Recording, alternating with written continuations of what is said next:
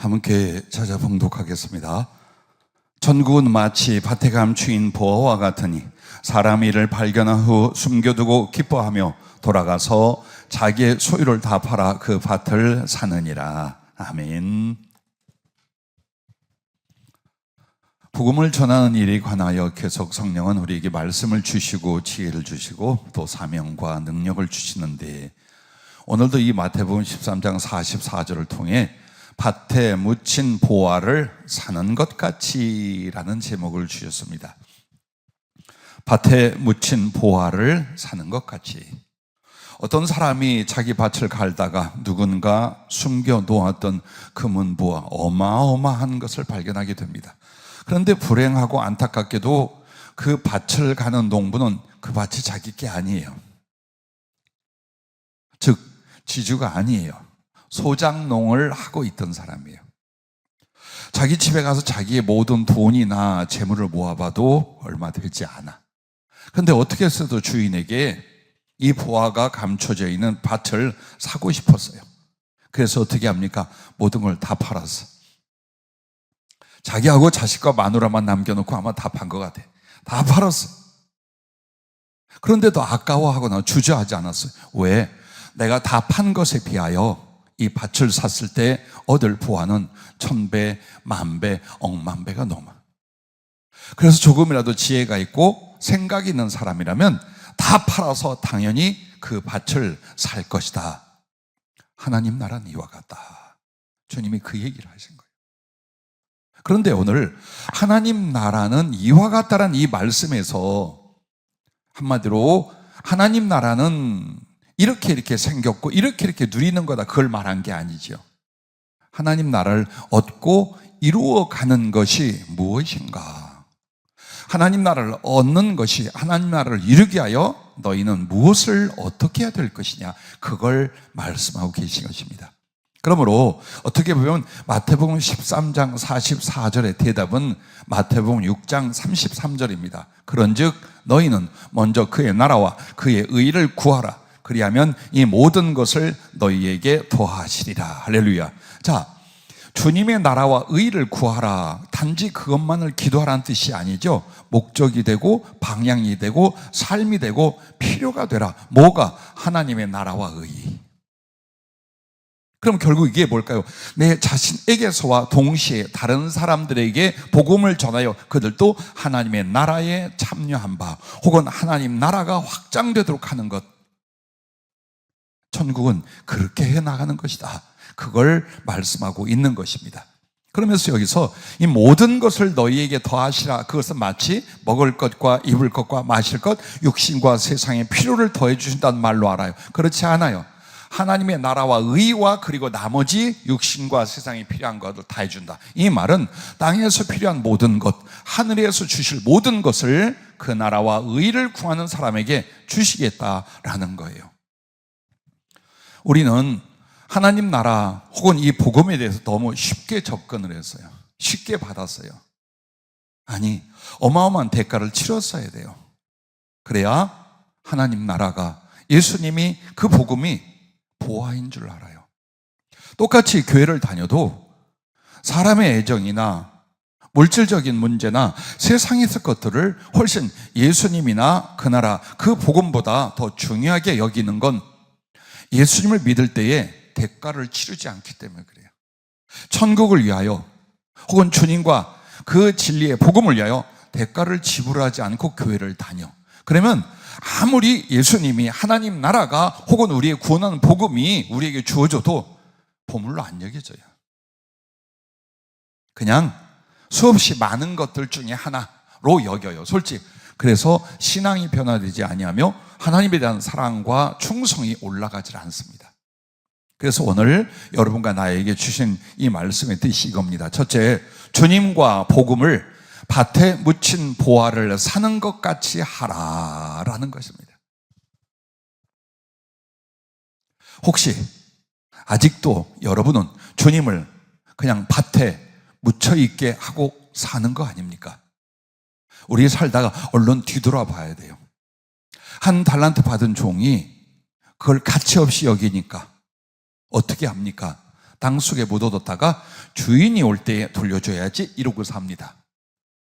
근데 사실 그 달란트 받았던 종들 하나, 둘, 다섯. 근데 달란트가 뭐냐? 주인 자신이에요. 그처럼 오늘 우리들에게도 마찬가지입니다.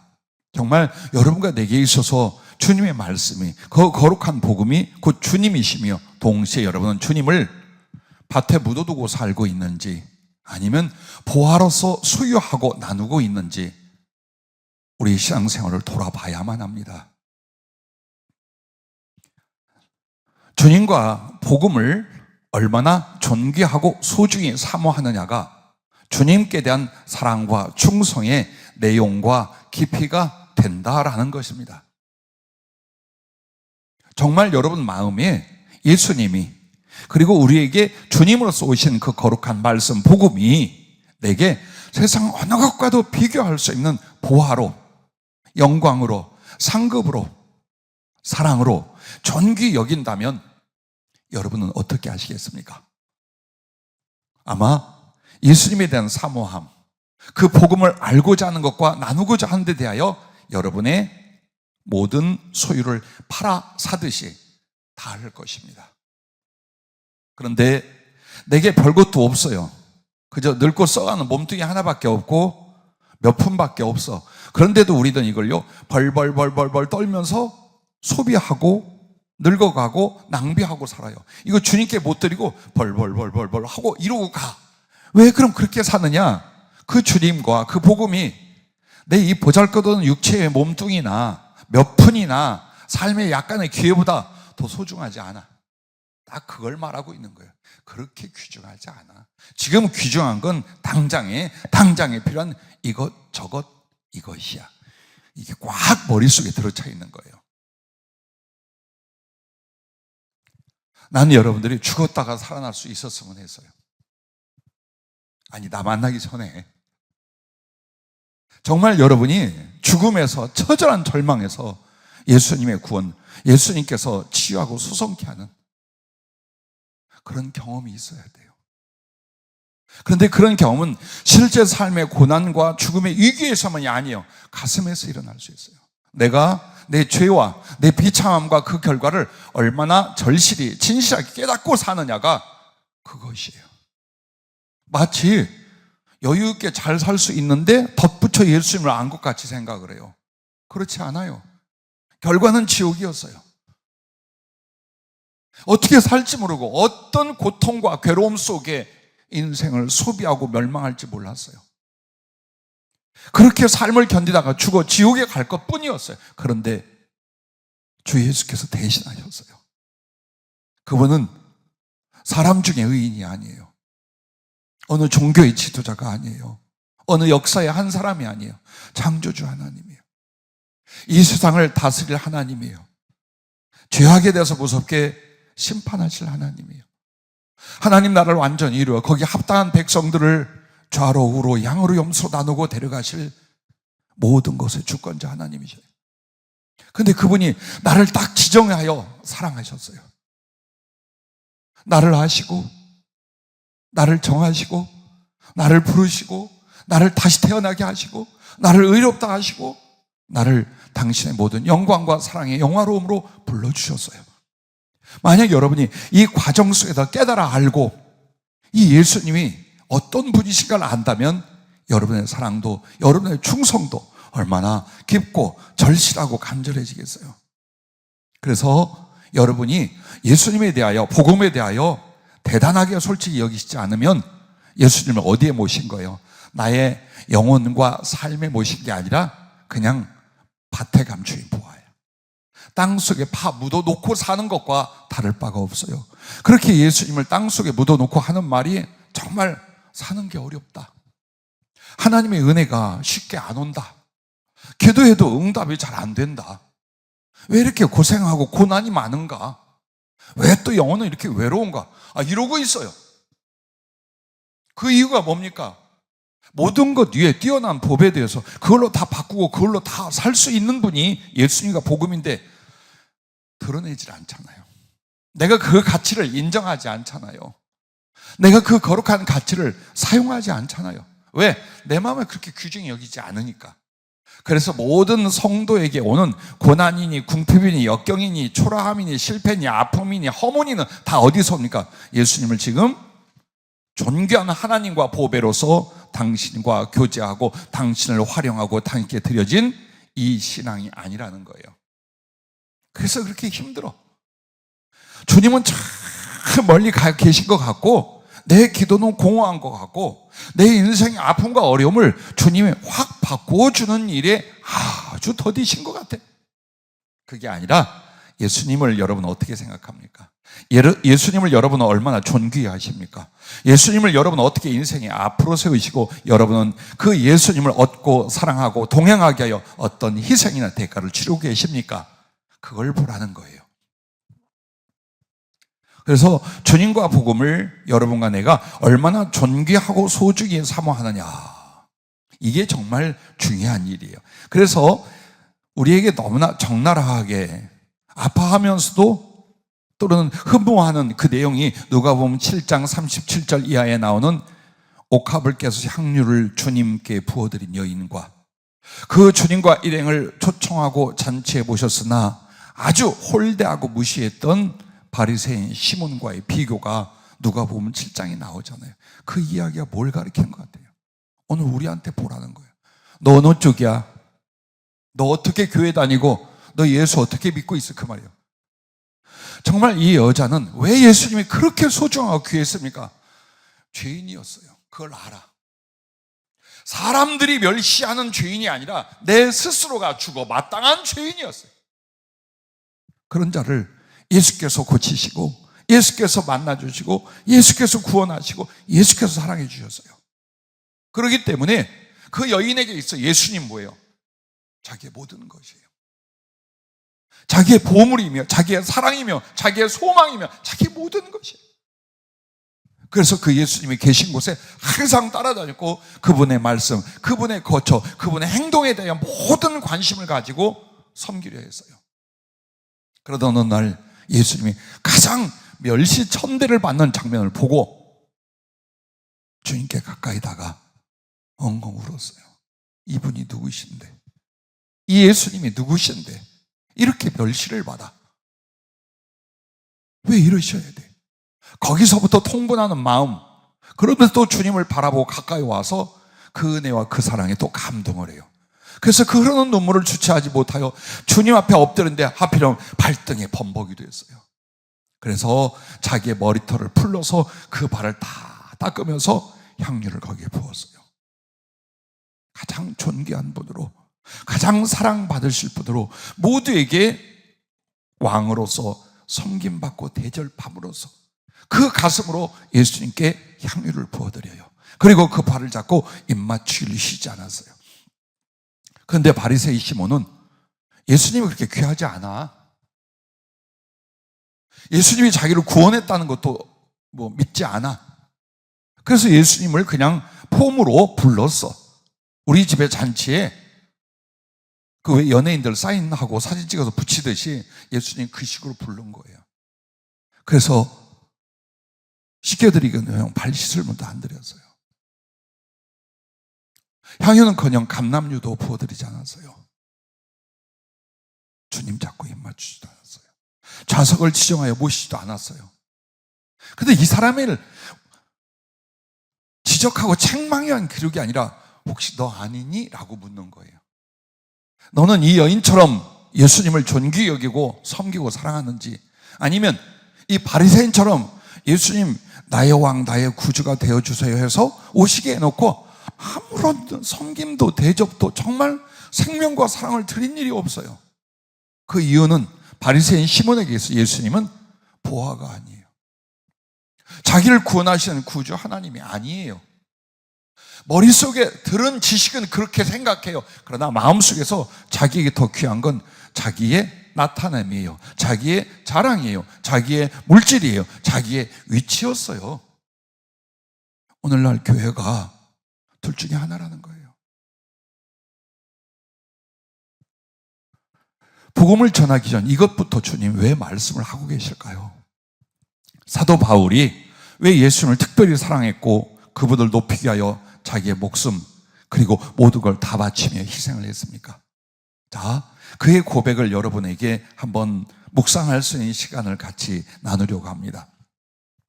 바울은 예수님에 대하여 이런 마음으로 평생을 살았어요. 빌립보서 1장 20절 21절에 보면 나의 간절한 기대와 소망을 따라 아무 일에든지 부끄러워하지 아니하고 지금도 전과 같이 온전히 담대하여 살든지 죽든지 내 몸에서 그리스도가 존귀하게 되게 하려 하나니 이는 내게 사는 것이 그리스도니 죽는 것도 유익합니다.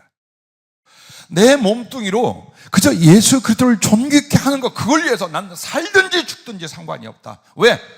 사는 것도 예수, 내가 죽는 것도 그러므로 유익하다. 자, 내 생명과 삶보다 훨씬 소중한 목적으로, 사랑으로, 소망으로, 존귀함으로 여겼어요. 그래서 예수 그리스도를 내가 어떻게 되든지 높이고 영광을 돌자. 왜? 전에 예수님을 멸시했잖아요. 핍박했잖아요. 그 믿는 형제들 잡아 죽였잖아요. 그 죄악이, 그 어리석음과 그 고통들이 이젠 예수님을 향하여 어때요? 더욱 소중히 감사하고 사랑하고 높이고자 몸부림을 치며 자기를 바치게 되는 거예요.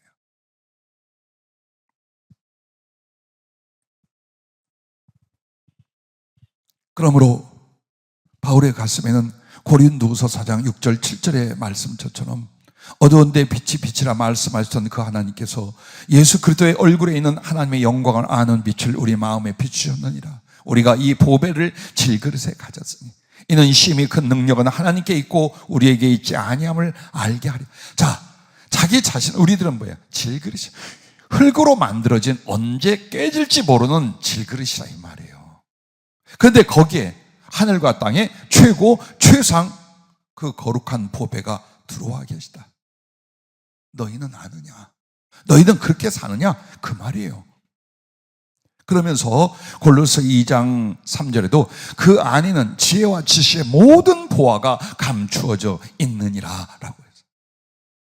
정말 예수 그리스도는 지식적인 측면, 지혜적인 측면이라는 게 아니에요. 인간이 감히 알 수도 있고 알 수도 없는 모든 것들로 인하여 예수 그리스도는 우리의 보화가 되시더라. 그걸 말하는 거예요. 그래서 진정으로 예수님이 나의 어마어마한 보화로서 믿고 사랑하게 되니 바울은 이렇게 살았어요. 자, 오래간만에 이 말씀을 묵상해 봅시다. 빌립보서 3장 7절부터 14절에 이렇게 사는 게 예수 믿는구나. 이것이 하나님을 사랑하는 거요, 예수 그리스도를 존귀 여기고 당신을 위하여 모든 걸 다 팔은, 소유를 팔아서 밭에 감추인 보화를 산 모습이 이것이로구나. 그러나 무엇이니 내게 유익하던 것을 내가 그리스도를 위하여 다 해로 여길 뿐더러 또한 모든 것을 해로 여김은 내 주 그리스도 예수를 아는 지식이 가장 고상하기 때문이라. 내가 그를 위하여 모든 것을 잃어버리고 배설물로 여김은 그리스도를 얻고 그 안에서 발견되려 함이니 내가 가진 의는 율법에서 난 것이 아니요 오직 그리스도를 믿음으로 말미암는 것이니 곧 믿음으로 하나님께로부터 난 의라. 내가 그리스도와 그 부활의 권능과 그 고난의 참여함을 알고자 하여 그의 죽으심을 본받아 어떻게 해서든지 죽은 자 가운데서 부활에 이르려 하노니 내가 이미 얻었다 함도 아니요 온전히 이루었다 함도 아니라 오직 내가 그리스도 예수께 잡힌 바 된 그것을 잡으려고 달려가노라. 형제들아, 나는 아직 내가 잡은 줄로 여기지 아니하고 오직 한 일, 즉 뒤에 있는 것은 잊어버리고 앞에 있는 것을 잡으려고 표대를 향하여 그리스도 예수 안에서 하나님이 위에서 부르신 부름의 상을 위하여 달려가노라. 아멘. 이것은 바울의 주님을 향한 사랑의 고백이에요. 단 주님을 향한 서원이에요. 주님이 자기에게 있어서 얼마나 존귀한 분이며 보배가 되시는가, 거기에 대한 고백이에요. 그래서 여러분은 성경을 볼 때 이런 내용이 있구나가 아니에요. 나하고 견주어 보라는 말씀이에요. 나더러 그렇게 하라는 말씀이에요. 바울은 아주 위대한 특별한, 아니요, 그도 우리와 성정이 같은 자요. 아파하고 죄짓고 자기 행복 원하고 인간적인 모습이 있고 시험을 받고 똑같아요. 그러나 바울이 바울되게 만든 건 가슴에 있는 주님을 향한 사랑과 그 주님이 얼마나 존귀하신 분인가 그걸 알고 사모하는 이 힘 때문이었어요. 그것 때문이었어요. 제발 나는 얼마 되지 않는 우리 식구들 모일 때마다 정말 피를 토하는 가슴으로 나 자신에게, 여러분에게 권면하는 것은 지금처럼 살지 말자라는 거예요. 지금까지 그런 형식적인 신앙생활을 부끄러워하지 아니하고 변화와 진보를 이루려 하지 않고 그냥 망부수처럼 버티는, 이제는 그런 식의 신앙생활 하지 말자는 거예요. 얼마나 남았습니까? 떠나갈 시간이 우리에게, 혹은 사랑과 충성으로 주님을 배우고 높일 시간이 우리에게 얼마나 있습니까?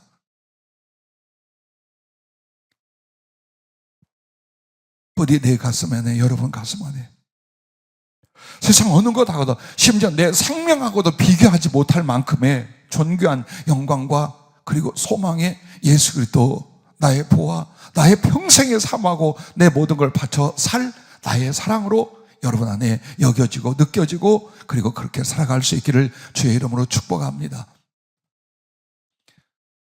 자, 그러므로 두 번째는 바로 이것입니다.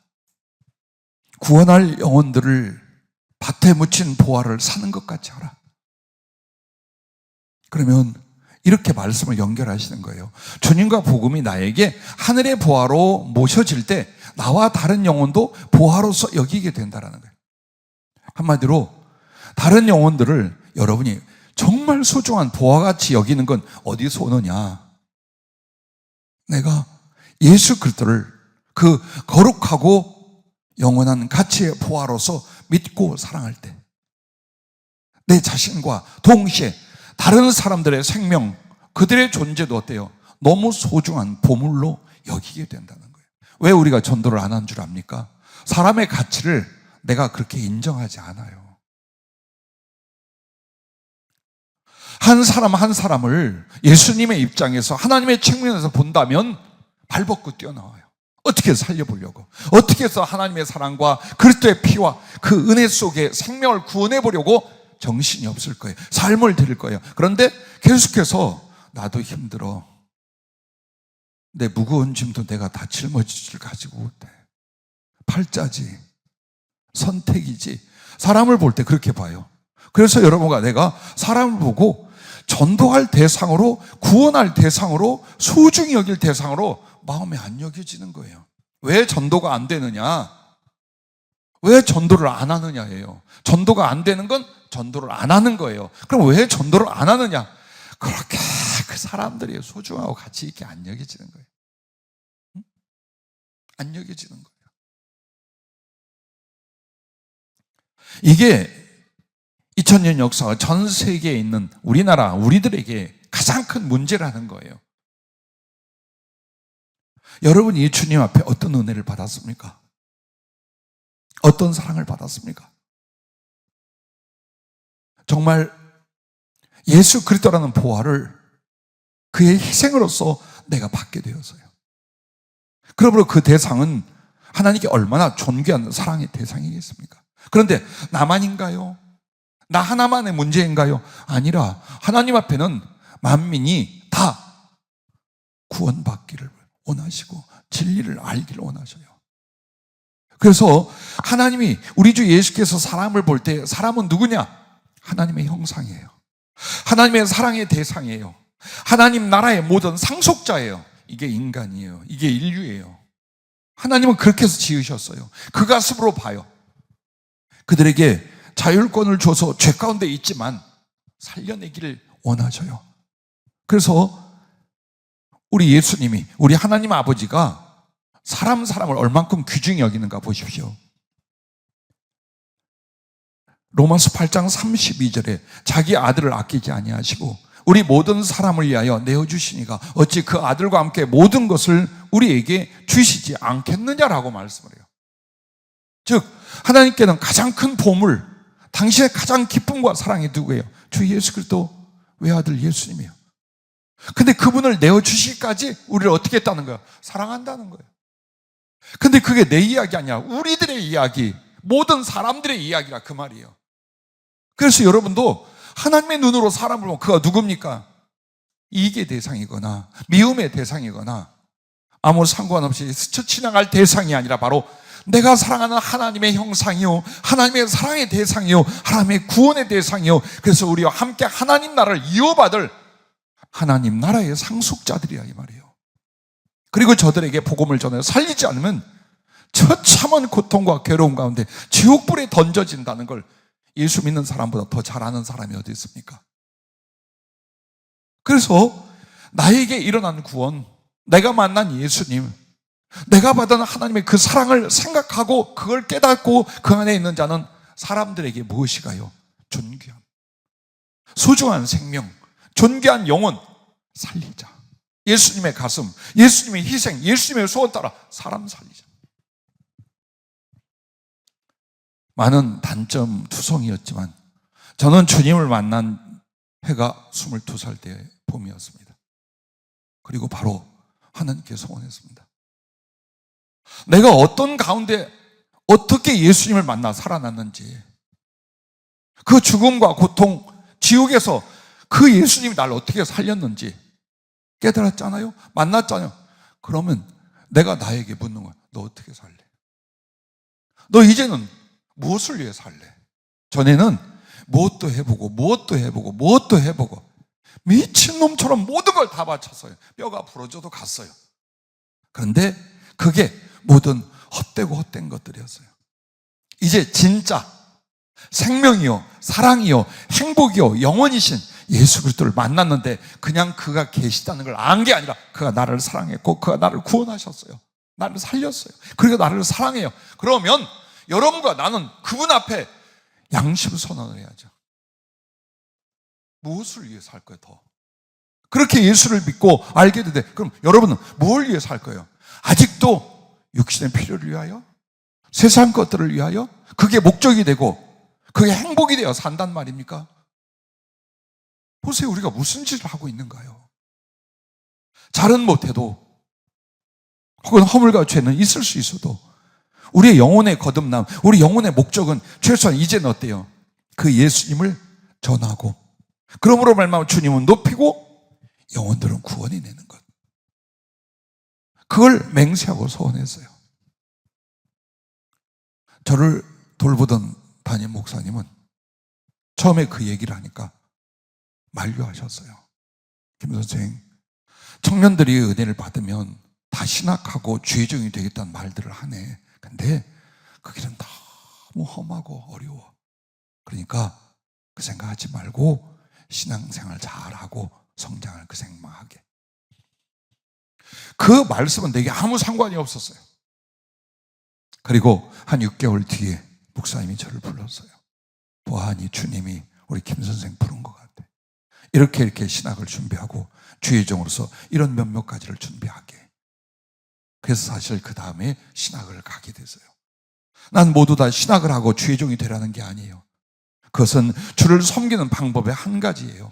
다만 주의종이든 주의종이 아니든 가슴은 똑같아야 돼요. 가슴은 어떻게?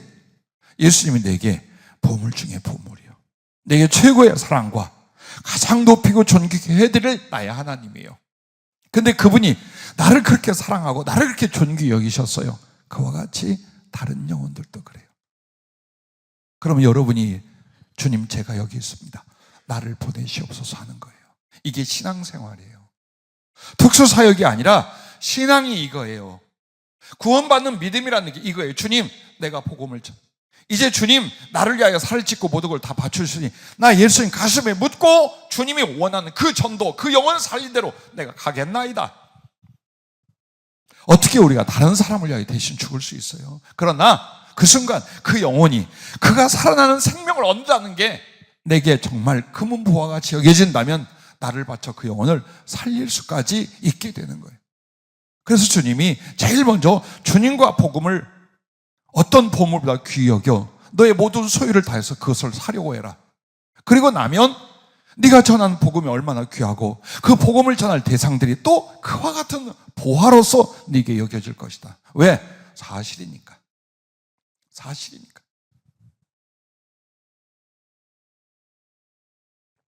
자기만 보물인 줄 알아요. 나만 하나님의 보물인 줄 알고 나만 퍼먹이고 나만 입히고 나만 바르고 내가 원하는 거 내가 기뻐하는 다 하려고 그래요. 그런데 다른 사람들에 대해서는 별 관심이 없어. 이런 이기적인 신앙이 어디 가세요? 그래서 주님이 오늘 그 이유가 뭔가를 그렇게 말씀하고 계신 거예요. 자, 여러분, 한 영혼이, 한 생명이 천하보다 귀하다는 말씀이 성경 어디에 있어요? 혹시 알아요? 김민경 집사님? 많이 들어봤지? 우리 종론이 어디 있는지 알아? 자, 여러분 이름 이제 한 번씩 다 돌아갑니다. 곤란해 죽겠네. 눈 마주치지 말자. 없어요, 그런 내용. 없어요. 여러분 진짜 없어요, 그런 내용. 이렇게 써 있어요.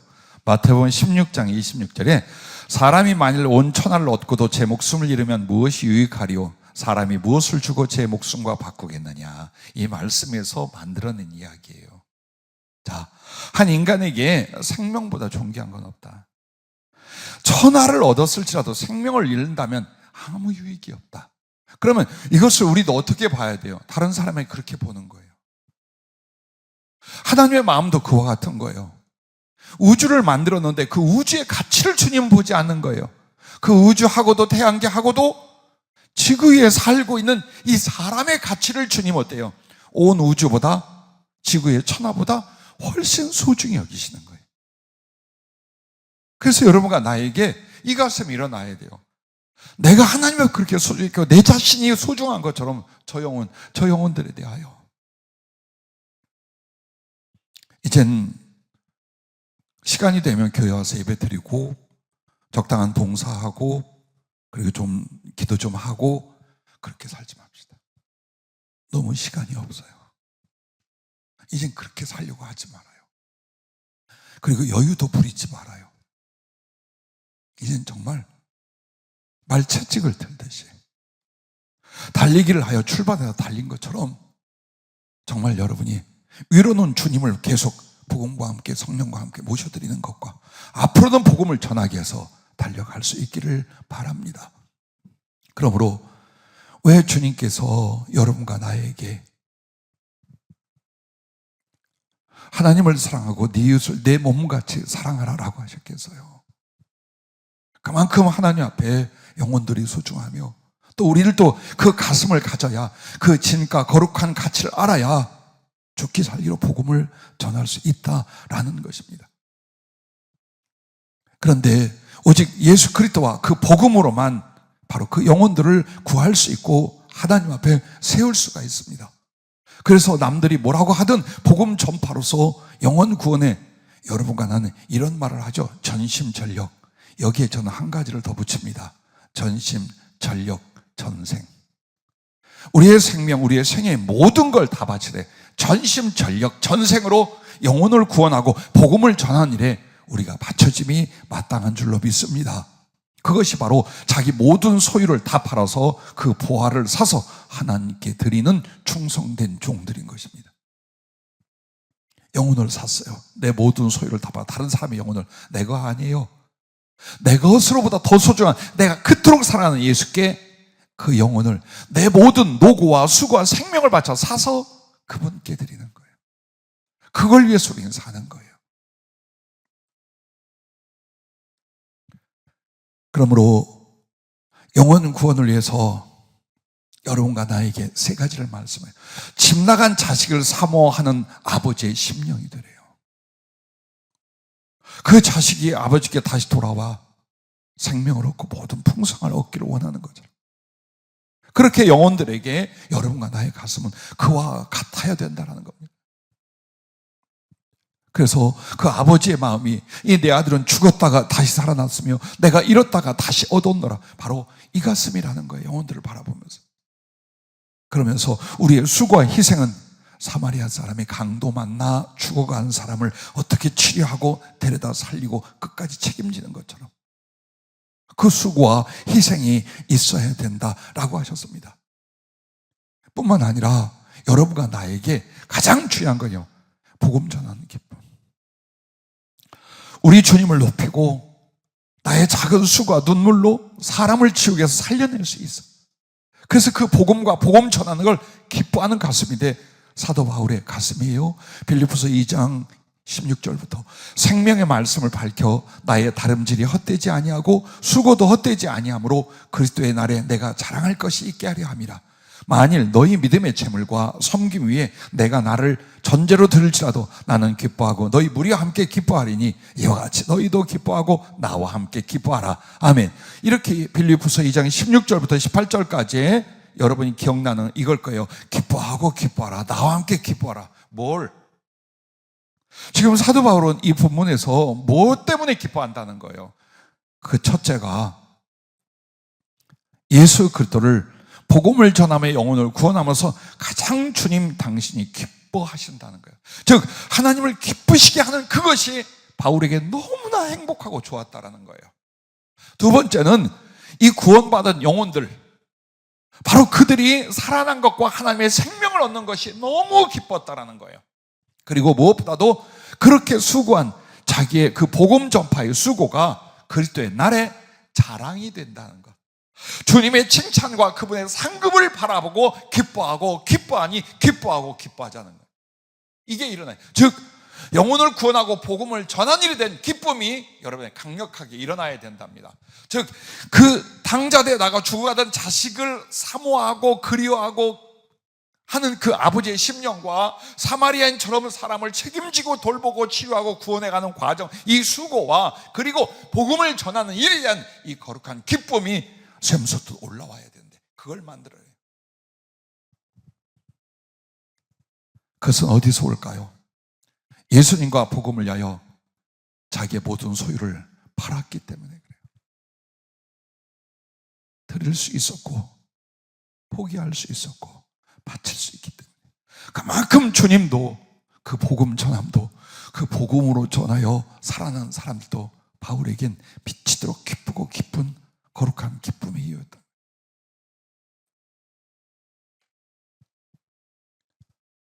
자,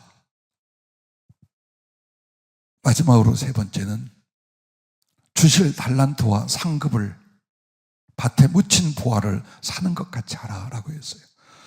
주님과 복음을 밭에 묻힌 보화를 사는 것처럼, 그리고 그 복음으로 예수님으로 하며 구원할 영혼들을 밭에 감춰진 보화를 사는 것 같이 하라.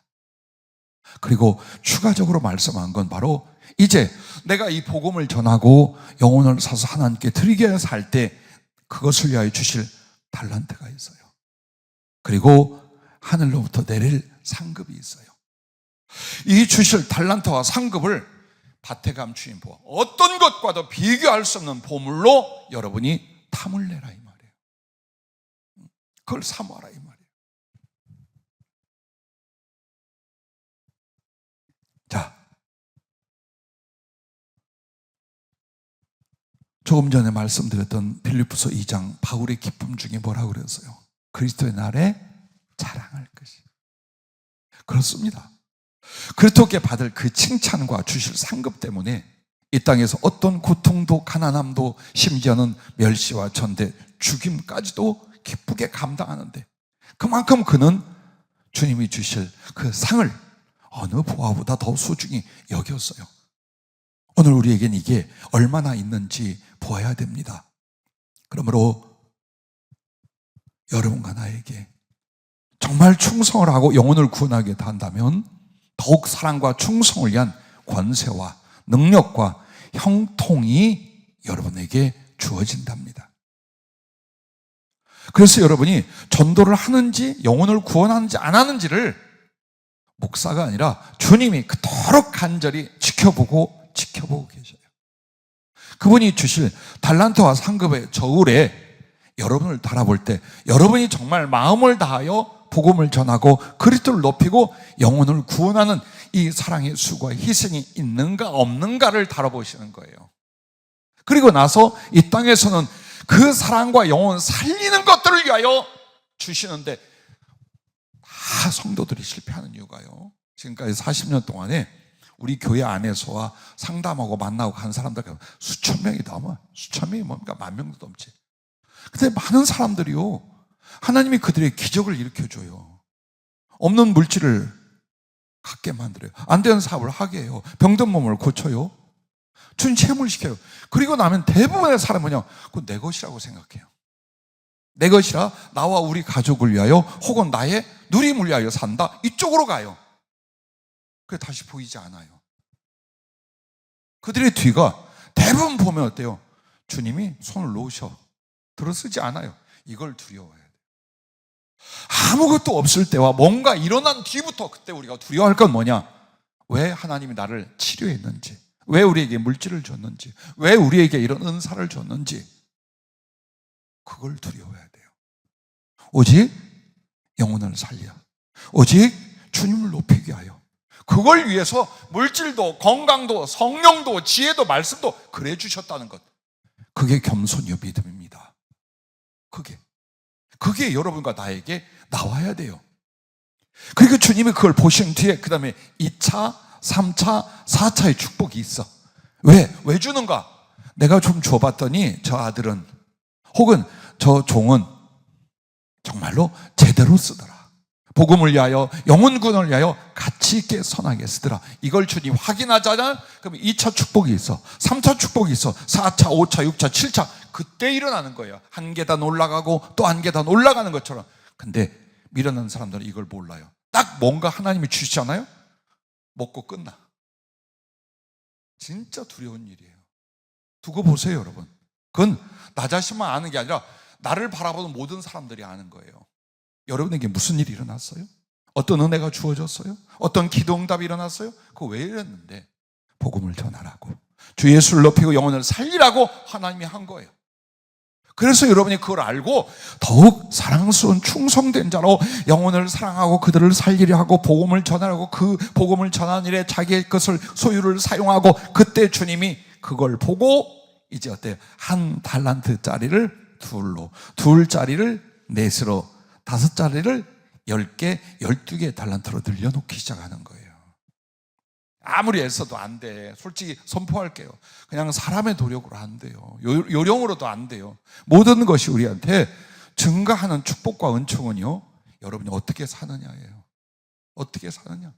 하나님이 살아계시다면 대충 자기 위해 사는데도 막 부어줄 것 같아요. 그럼 오히려 망해. 이 사람이 연단을 거쳐야 돼요, 그렇게 살 때는. 그래서 여러분이 내게 있든 없든 은사를 크게 받았던, 에이 나는 뭐 은사가 있어야지, 나는 뭐 말씀이, 나는 뭐 물질이 있어야지, 내게 뭐 체리, 그러지 말아요. 사랑하는 여러분, 절대 그렇게 살지 말아요. 내가 먼저 여러분보다 주님 앞에 먼저 가든 여러분이 먼저 가든지, 이 전한 복음이 목사의 말인지 예수님의 말인지를 아실 거예요. 그래서 어떻게 해서 지금 영혼들을 구원하고 복음을 전하는 일에 내 힘을 쓰고 내 삶을 쓰는 거야. 마치 얼마 안 되지만 내 소유를 팔아서 주님을 사고 복음을 사고 저 영혼들을 사는 것처럼 사는 삶의 변화를 이렇게 보면 바로 더하시는 달란트가 와요. 10년 뒤에 50년 뒤에 오는 게 아니에요. 바로 와요. 나는 물질로 주의를 할 사람이 아니고 물질을 가진 성도들이나 하나님의 사람들을 도와서 그들로 선한 일을 하게 하고 혹은 직접 복음을 전하는 사람들을 세울 사람이에요. 그래서 제게는 가장 수중한 게 진리의 지식과 성령의 능력과 은사들이었어요. 물질은 굶지 않을 만큼 혹은 주의를 할 만큼이 필요한 거고, 나머지는 내게 보물은 하나님의 말씀의 지식의 깊이와 그리고 그것을 내게 성령의 능력과 은사로 나타내 주신 일들이었어요. 몇십 년을 기도했어요. 그리고 내 나름대로는 기도하고 복음을 전하고 말씀을 전하는 일에는 최선을 다했어요. 정말 이것 때문에 게으르고 이것 때문에 내가 안 하는구나라고 하지 않도록 20대부터 40, 50대까지 계속했어요. 그런데 주님이 어떻게 그것들을 주시느냐, 점점 내게 주셨어요. 근데 급격하게 부어주신 건요, 저와 저의 사역을 도우라고 사람들에게 말씀 주고 성령을 주고 죽으면서 살아난 일들을 벌렸어요. 근데 그들이 어떤 이유와 연유로 육신을 따르고 자기의 삶을 따라 흩어졌어요. 그들의 건 취소됐어요. 그리고 그들에게 주신 것이 바로 얼마 되지 않아, 며칠이나 몇 달 되지 않아 내게로 오는 거예요. 나는 공로가 아니에요. 그래서 나는 여러분보다 의롭거나 더 하나님께 많은 기도를 해서가 아니에요. 주어진 사명에 나를 드렸다는 이유요, 그 다음에 주신 기회를 놓친 사, 그래서 없는 적은 자는 그 있는 것도 빼앗기고 있는 자는 그것을 그에게 더해준 풍족하게 하신다는 말씀이 그쪽이에요. 물질 문제도 마찬가지예요. 여러분에게 특수한 어떤 은혜나 삶의 축복도 마찬가지예요. 여러분이 복음을 위하여 충성하고 그리스도를 사랑하여 자기를 허비하고 드리고 있죠. 가져다 줘요. 주님이 안 되는 것도 되게 해요. 원수하고도 화목하게 만들어요. 그런데 내가 하나님의 은혜를 받고도 나만 먹어, 내 생활만 해, 그럼 여러분 나는 끝났다라고 스스로 생각하세요. 거기까지예요. 그래서 두려워하라는 거예요. 얼마나 주님은 거기에 냉철한지 몰라요. 왜? 그렇게 해서도 이 사람의 믿음을 허위에서 진실로 회개하여 바르게 세우려고 그래요. 그래서 주님이요, 쳤다면 딱 끊어. 다시 뒤도 안 돌아봐요. 그 사람을 죽어라 하는 게 아니에요. 그렇게 가면 안 돼. 그렇게 살면 이 사람은 지금 절대 그렇게 하면 안 돼. 그래서 주님이요, 탁 하고 냉철하게 잘라요. 그렇게 되면 그 삶의 고난이나 역경이나 궁핍이나 시련이 얼마나 크겠어요. 그래서 여러분과 나는 시련과 연단의 시간이 아니라 더 사랑하여 쓰임받는 시간이 되고자 내게 작은 달란트를 주셨을 때 복음을 위하여, 영혼 구원을 위하여, 그리스도 예수의 존귀 높이심을 위하여 드리고 또 드리는 거예요. 그리고 나면 주님이 어때요? 사랑을 했던 사람은 더 깊고 큰 사랑을 위하여 그 사랑에 필요한 물질이라든지 심령의 성령의 열매라든지 인격 관계라든지 싹 열어주기 시작을 해요. 또한 복음을 전한 주의 종들과 사명자들은 어떻게 할까요? 지식과 지혜가 성령으로 와요. 표적을 주의 권능으로 와요. 그리스도의 그 깊은 사랑과 능력이 점점 더하기 시작해요. 그리고 여러분에게 보세요. 주님이 이 땅에서 주시는 권세라는 게 뭘까요? 지위예요. 자, 2차 세계대전이나 1차 세계대전에 사령관 한 사람이 얼만큼을 지휘했는 한 10만 명 정도를 지휘를 해요. 실제로 그렇게 해서 패전을 하기도 하고 승리를 하기도 하는데, 생각해 보세요. 그러면 대통령이나 최고사령관이 그를 임명할 때 왜 할까요? 작은 일에 충성하니까 그러는 거예요. 전과를 냈어.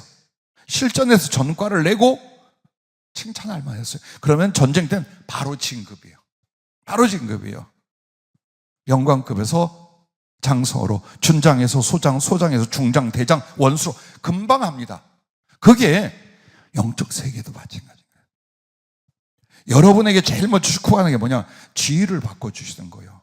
즉, 한 몇 명을 돌볼 수 있는 분대장이냐, 30명을 돌볼 소대장이냐, 한 120명을 지휘하는 중대장이냐, 아니면 그 중대 3개의 대대급이냐, 연대급이냐, 사단이냐, 군단이냐, 사령부냐, 이거를요, 그걸 위해서 사람을 세워요.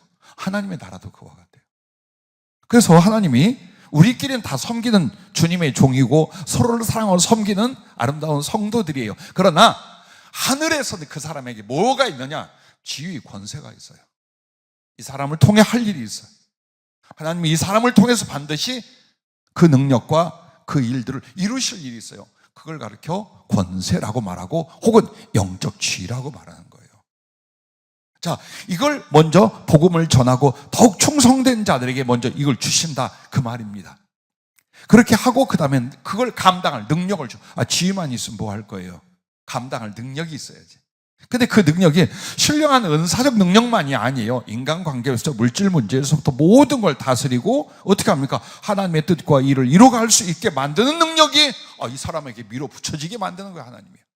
여러분이 받으시길 바라요. 여러분이 받으시길 바라요. 그 지위와 그 능력을 받고 하나님께 쓰임받기를 바라요. 동시에 형통이에요. 달란트 3번째 형통입니다. 형통이 뭐냐? 무엇을 구하든지 하나님이 응답하는 거예요. 무엇을 도모하든지 성취되게 만드는 거예요. 내가 생각하지 못하고 구하지 않은 것도 해주시는 거예요. 그게 형통이에요. 그 형통이라는 단어가 누구에게 제일 잘 쓰였어요? 창세기의 요셉에게요. 그런데 요셉이 어떻게 해서 그렇게 형통할 수 있었냐? 하나님과 동행하고 순종하고 충성했어요. 그리고 그 요셉이 어떤 일에 충성했어요? 사람을 살리는 일, 생명을 살리는 일에 대하여 자기 혈족들에게와 그 다음에 이집트 전역 그 주변 사람들을 생명을 살리는 일을 위하여 그가 헌신되고 쓰여졌어요. 그래서 그를 말할 수 없이 주님이 달란트를 주시고 상급과 영광도 그에게 주셨어요. 오늘 이 이치를 나는 우리 성도님들이 좀 가슴에 두고 좋아, 나의 삶을 바꾸자. 벌벌 떨지 말자. 어리석지 말자. 육신적이고 순간적인 세상에 다 쏟아박지 말자. 정말 주님 앞에 복음을 위하여, 영혼 구원을 위하여 이렇게 살자라는 결단이 일어나기를 오늘 오신 여러분과, 혹은 방송에 참여하는 분들과, 혹은 이 메시지를 나중에라도 다시 청취하는 분들의 심령 속에 일어날 수 있기를 바랍니다. 자, 그리고 이제 하나님 앞에 여러분이 상급을 받아요. 그런데 성경에서 최고의 하나님의 영광의 상급을 받는 자들이 누구냐? 복음의 관계자들이에요. 복음과 어떻게, 즉 하나님의 메시지, 하나님의 말씀을 어떻게 전하고 그것을 이루도록, 그래서 영혼들을 어떻게 살리고 하나님께로 회개시키고 혹은 믿음으로 연결했는지, 여기에 헌신된 사람들이 최고의 상과 영광을 받아요. 그게 하늘나라에 보면요, 여러분이 잘 아는 요한계시록 4장 4절에는 24장로는요 하나님 보좌 앞에나 하나님 보좌 밑에 있지 않아요. 하나님 보좌를 뺑 둘러, 즉 나란히 24개의 보좌가 있어요. 지금 어떤 서열인가, 그들이 하나님 나라에서 어떤 위치와 영광에 있는가를 보여주는 게 대부분 뭐라면 하나님 보좌 앞에라고 해요. 흰옷 입은 사람들, 구원받은 14만 4천 등등은 전부 다 보는 하나님 보좌 앞에서 이렇게 찬송하더라, 이렇게 경배하더라 나와요. 그런데 하나님 보좌 앞이 아니라 보좌의 좌우 뺑 둘러서 있는 존재는 24장로밖에 없어요. 그러면 24장로가 누구일 것 같아요? 신약의 그리스도의 제자, 복음을 전한 사도들, 그리고 구약의 선지자로 하나님의 말씀을 전하기 위해 생명을 바친 사람들이에요. 그 사람들이에요. 그것은 우리에게 무엇을 가르쳐주는 겁니까? 하나님을 사랑하고 하나님 나라를 위해서 충성을 해도 가장 먼저, 가장 으뜸이 되는 것은 복음을 전하여 영혼을 살리는 이것이다. 이게 하나님의 뜻, 하나님의 사랑, 하나님을 향한 충성에서 가장 중요한 으뜸이다. 그걸 말하는 거예요. 그래서 그 계시록 4장 4절에 나오는 24장로가요, 머리에는 금 면류관을 썼고 옷은 희고 빛나는 흰옷을 입어요. 그리고 24개 보좌를 주님 보좌와 나란히 같이 있어요. 이게 이제 여러분이 어떻게 영혼을 구원하고 복음을 전하게 하여 주께 어떤 사랑과 충성과 희생을 다했는지 그 결과로 주실 상을 가르쳐 말하는 거예요. 잘 보십시오. 주님 보좌 우편에 앉는다는 말과 24장로의 그 보좌, 하나님 보좌를 삥 둘러서 있다는 말은 같은 말이에요. 그러면 이 창세기 그 요셉에게 나온 기사를 통해 이런 단어를 쓸게요. 버금 보좌. 즉 바로 왕이 이 요셉을 총리로 세울 때에 자기의 어떤 권세와 지위의 것들을 다 줘. 인장 반지를 주거나 흰옷 세마포를 입히거나 혹은 금으로 된 큰 장식이 있잖아요. 이것을 씌우거나, 그리고 나서 자기가 가지고 있는 수레에 태우는데 그 수레를 뭐냐? 버금 수레. 버금이라는 건 뭘까요? 비슷한, 거의 같은 이 뜻이에요. 그래서 그 보좌에 앉는 것도 뭐냐? 주님 보좌에 버금가는 보좌야. 즉 우리 주님하고 우리 하나님하고 동등한 영광과 관계에 둔다라는 거예요. 누구를? 죄인이었던 피조물을 세상에 창조주 하나님과 동등한 위치에 둬서 영광을 받게 하고 당신의 뜻을 이루게 하고 당신과의 친분과 사랑을 그렇게 맺는다는 거예요. 보좌의 의미가 그거예요. 자, 금관은, 그 요셉은요 금사슬, 여러분 금사슬 금목걸이 이거 하나가 아니에요. 잘 보면 여러분이 그 이집트의 그 왕족들이나 귀인들이 입은 장식 중에 보면요, 금으로 되어 이렇게 목에 둘러져 있는 엄청나게 넓은 장식을 볼 거예요. 그게 왕관은 하나, 면류관은 하나야. 그래 똑같은 걸 쓸 수는 없지만 왕이 하는 장식을 요셉에게 해준 거예요. 그리고 왕이라는 직분이 있으니까 그런데 왕의 실권을 가진 건 총리야. 그래서 24장로가 하늘의 장로라는 뜻이면서 이 창세기로 넘어가면 어떤 단어로 쓰이는 거예요? 총리야.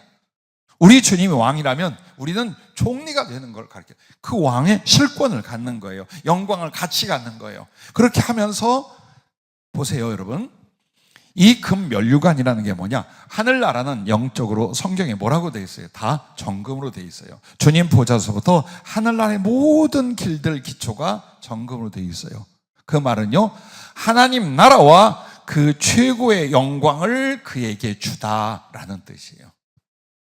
즉 천국과 천국 최고의 영광을 누가 그 금으로 된 면류관을 쓴 사람들에게 줬다라는 뜻이에요. 뭐 했다고? 복음 전하며 생명 바쳐 영혼을 살렸다고. 그 다음에 흰 옷, 그 빛나는 옷은요, 뭘 가르쳐 말하느냐? 뭐 하늘나라 들어가면 다 입지? 아니요. 바로 이 부분이에요.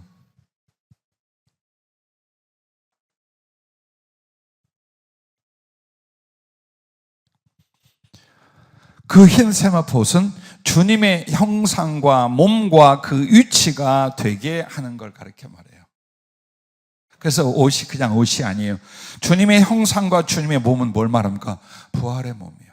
그리스도의 부활의 몸과 그 몸의 거룩한 능력과 실존이에요. 같이 만든다는 거예요.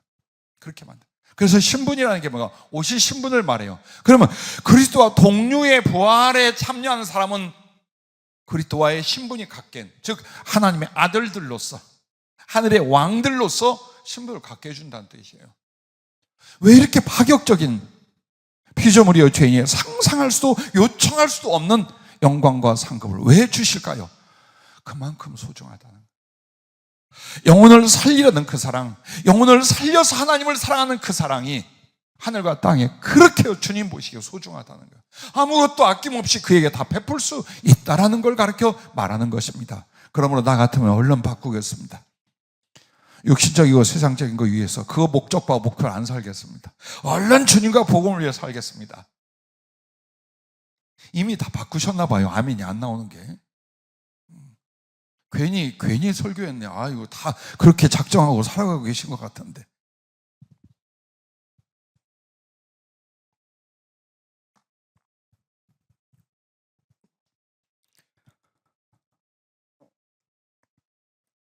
제가 기도하고 또 주님이 소망하는 부분이 그 부분이에요. 지나간 3, 4년간 코로나 우리는 핑계를 댔어요. 정말 힘들고 어려웠죠. 그리고 그 전에는 우리의 억울함을 인하여 법적인 투쟁으로 승리를 가져왔고 약간의 억울한 것들을 풀었다고 봐요. 그 세월이 10년이 넘었어요. 그죠? 그 10년 동안 얼마나 위축되며 조심스러우며 제한되며 그러다 보니까 이것이 우리가 천안으로 다시 모였을 때 체질이 되어 있는 거예요. 열심히 없고 어디 가서 제대로 입도 못 벌려. 이단 소리 들을까 봐. 우리가 어찌 이단이야. 진리를 바르게 말하고 성령을 옳게 받고 그리스도를 바르게 사랑하는 것이 좀 더 많은 걸 체험했다 해서 이단이 됩니까? 그런 이단이라면 10번이라도 이단하겠습니다. 별 흉측한 말 다 했지만 최소한 우리는 법적으로 증명을 했어요. 그리고 또 좀 부족하면 어때요? 우리가 좀 허물이 있으면 어때요? 주를 사랑하고 복음을 전하는 일에 어찌 그것이 우리의 마음속에서 장애가 될 수 있겠습니까? 그러므로 이번 기회가 주님 작정이요, 우리 체질을 다시 환원시키는 거예요. 처음 주께 부름받고 우리 교회 와서 성령을 받고 그 거룩하신 주님의 은혜를 입을 때 정말 하늘나라 복음을 위해서 여러분 전부 다 용사로서 다짐하고 다시 만들어지지 않았습니까? 그걸 위해서예요. 지금 그걸 위해서 주님이 한 사람 한 사람 우리 전체를 다시 그 사랑의 용기로 우리를 만들고 있음을 여러분 믿으시길 바랍니다. 그래서 이렇게 주님의 보좌를 주고 면류관을 주고 흰옷을 주시는 건 바로 주님과 그 복음 전하는 사람들이 어떤 사이라는 거예요. 왕과 총리의 사이, 신랑과 신부의 사이, 주님과 그 친구, 하나님과 아들 중에도 누구? 왕세자. 바로 그들이라는 거예요. 그래서 부디 힘들고 어려운 것은 우리 인생에 있잖아요. 있어. 근데 그 힘들고 어려운 것을 딛고도 사랑하고 복음을 위하여 충성할 수 있다면 더 멋지지 않아요? 주님 앞에 우리가 조금이라도 말할 수 있잖아요. 고생했습니다. 가난했습니다. 외롭고 아팠습니다. 그럼에도 내게는 주를 사랑할 수 있는 그 기회가, 그래서 복음을 전할 수 있는 그 시간들이 행복했습니다. 고맙습니다. 얼마든 주님 앞에 가서 우리가 그렇게 할 수 있잖아요. 물론 달란트는 앞으로 여러분의 충성을 보며 더 하실 거예요. 그러나 그것이 우리의 목적과 이유는 아니에요. 오늘 여러분의 말씀대로 정말 주님과 복음을 내 가슴 안에서, 그리고 구원할 영혼들과, 그리고 그 영혼들을 구원해가는 과정에서 주실 달란트와 하늘의 상급을 위하여 여러분 전심전력 전생할 수 있기를 주의 이름으로 축복합니다. 기도하겠습니다.